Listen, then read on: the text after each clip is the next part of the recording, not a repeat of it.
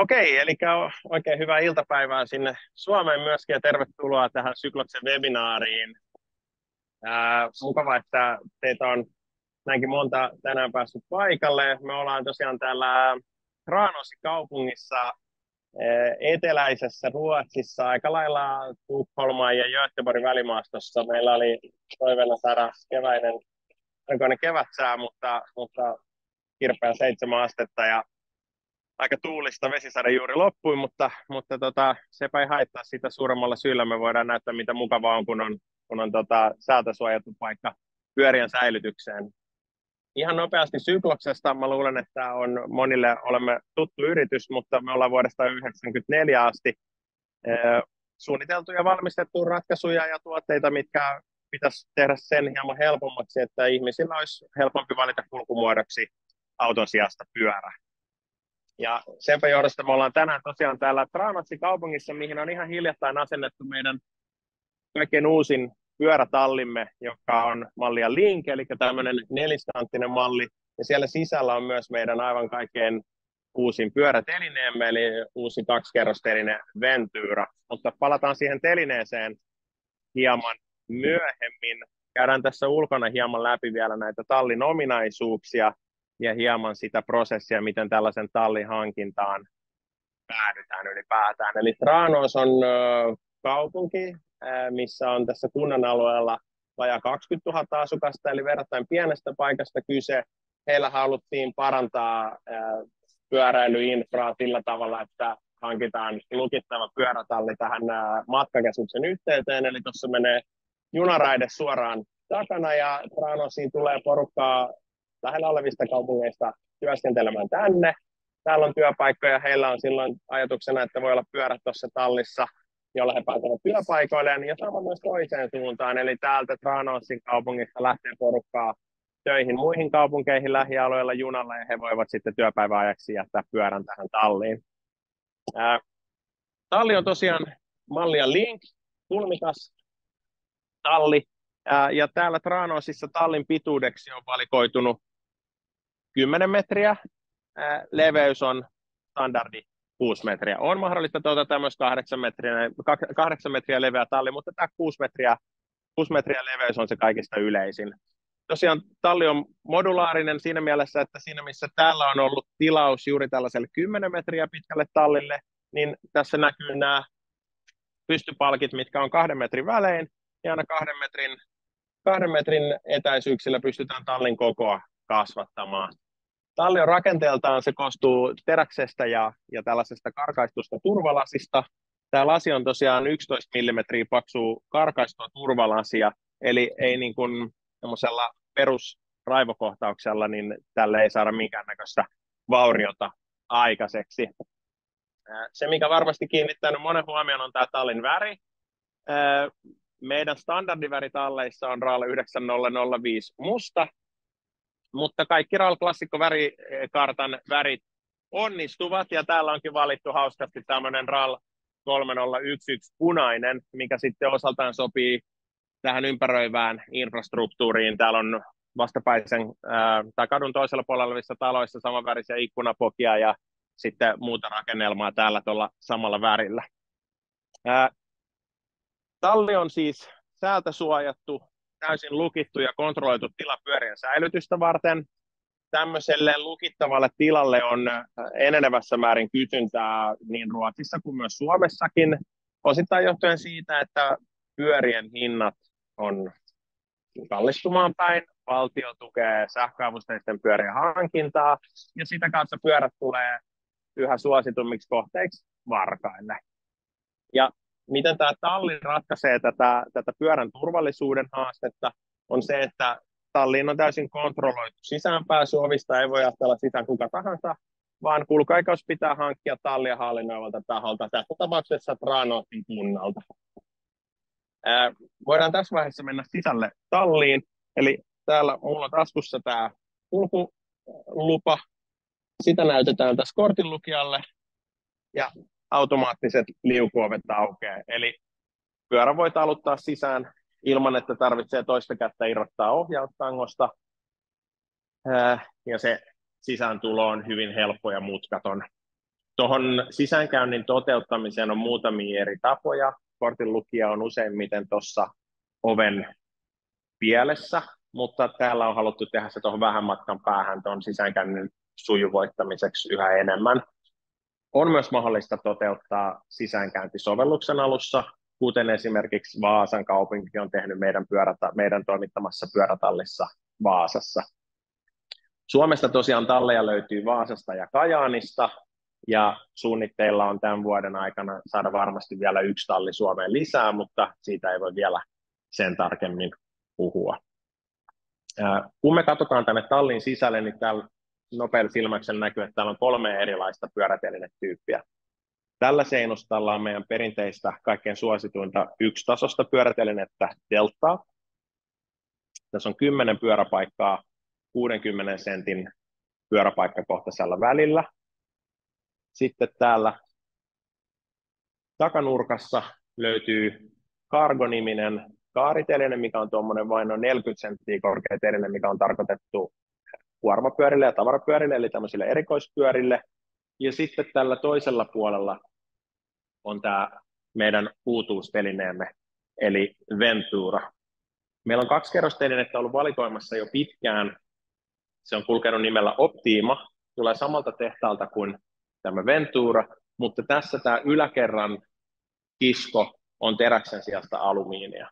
Eli alakerta on terästä, muut rakenteet on terästä, mutta kisko on alumiini, mikä tekee tästä erittäin kevyen ja helpon käyttää verrattuna siihen kokonaan teräsrakenteiseen telineeseen. Jos teillä tulee kysymyksiä tässä esityksen aikana, niin painakaa raise your hand-nappia. Jos chattiin kirjoitatte kysymyksiä, niin mulla on tosiaan tänään mukana kameran takana kollegani Juhan ja studiossa meidän pääkonttorilla Mariefredissä kollegani Torsten, mutta mä olen ainoa suomen kielen taitoinen tänään paikan päällä, niin tosiaan jos chattiin kirjoitatte kysymyksiä, niin mä voin vastata niihin sitten webinaarin jälkeen, mutta jos nyt haluaa esityksen aikana kysyä jotain, niin sieltä löytyy Raise Your Hand-nappi sieltä Zoomin ohjauspaneelista, niin silloin kollegani Torsten voi sieltä studiosta avata teidän mikrofonia ja pääsette esittämään kysymyksen tähän suoraan lähetykseen. Torsten, are there any questions so far? No questions so far. Okay, thank you. Okei, no mutta sitten mä ajattelin, että seuraavaksi mä voisin vähän demota, että miten tämmöinen 2-kerrosteline toimii, koska se on varmasti asia, mikä monia askarruttaa, että onko vaikea käyttää, kuinka hankala tänne on pysäköidä pyörää ynnä muuta. Niin tästä jos me vedetään kisko ulos, hyvin kevyttä. Kaiken raskain osio on tämä alaspainaminen, koska siellä on kaasujousi sisällä, mikä helpottaa sitä ylösnostamista, joka painaa pikkasen vastaan, mutta se aivan helposti yhdellä kädellä pystyy painamaan alas. Ja sitten kun näkitään, että ollaan tultu pyörällä sisään tuolta ovesta, niin kun tulee tänne toiselle puolelle telinettä, nostetaan ensin eturengas tuohon kouruun, käännetään suoraksi, ja sitten vähän kuin taluttaisi ylämäkeen pyörää, niin sen verran pitää nostaa, että saa ton takarenkaan tonne rengasstoppariin, mikä on täällä, jolloin pyörä seisoo tuossa aivan yksinään.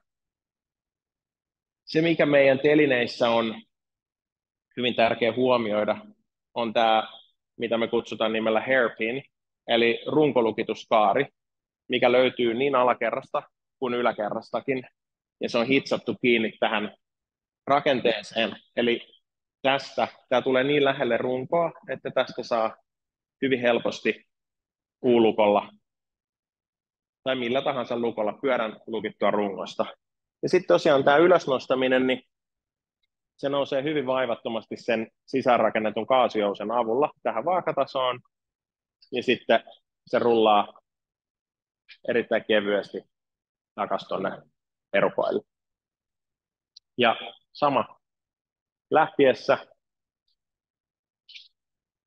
kevyesti rullaa takaisin ulos, laskeutuu aika lailla itsestään alas, ja sitten sen verran pitää nostaa, että saa renkaan tuolta ulos, ja tästä pieni nosto, ja matka jatkuu.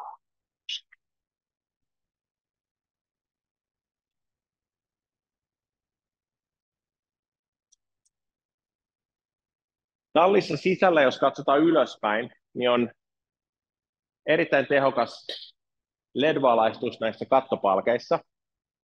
Ja kun katsotaan tuonne ylös, niin nähdään, että tähän kyseisen talliin on valittu polykarbonaattikattoelementti. Tämä polykarbonaattikatto löytyy myös Vaasan tallista, kuten myös Kajaanin tallista, mutta on mahdollista toteuttaa tämä katto myös viherkattona. Silloin tänne katon ikään kuin sisäpuolelle niin tulee vaneri ja sitten sen päälle tätä viherkattoa eli maksaruohoa varten sitten huopa ja se itse maksaruoho-elementti. Se on ihan hyvä, niin kuin, mukava juttu huomioida myöskin semmoisissa kohteissa, missä jos tarvitaan kaupunkikohteissa, halutaan kasvattaa viherkerrointa, niin silloin se pyörätallin katon maksaruoho lasketaan tähän viherkertoimeen mukaan ne neliöt. Tänne on myös mahdollista toteuttaa sisäkatto. Eli nyt kun tässä on tämä polykarbonaatti, kattoelementti, niin se tuo mukavaa tilantuntoa ja valoa sisälle, mutta jos esimerkiksi valitaan se maksaruohokatososio, silloin on ihan hyvä miettiä, että jos halutaan toteuttaa sisäkatto tähän, mikä tulee sitten tähän tasaisena näiden kattopalkkien kohdalle, ja silloin ne on LED-valoelementit on integroituna siihen sisäkattoon, eli se on myöskin yksi hyvä valinta.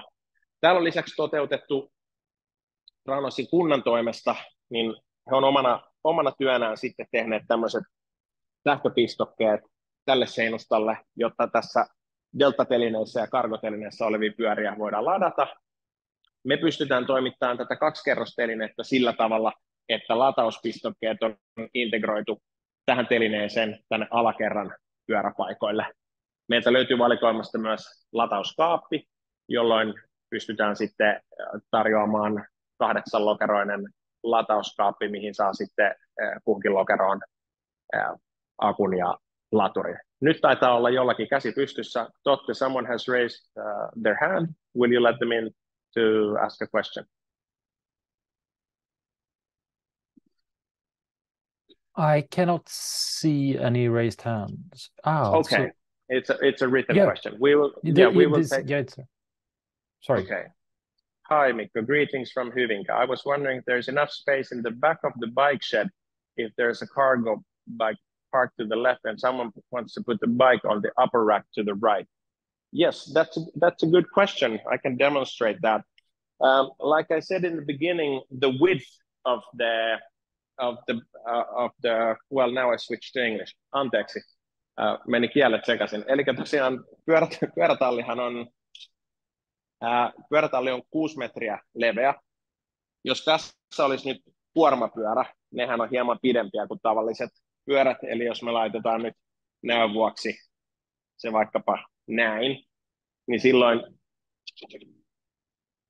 jos tähän halutaan parkkeera pyörä, niin se kyllä onnistuu. Silloin sitä pitää lähestyä tältä puolelta ja rullata ylös ja nostaa tästä ylös.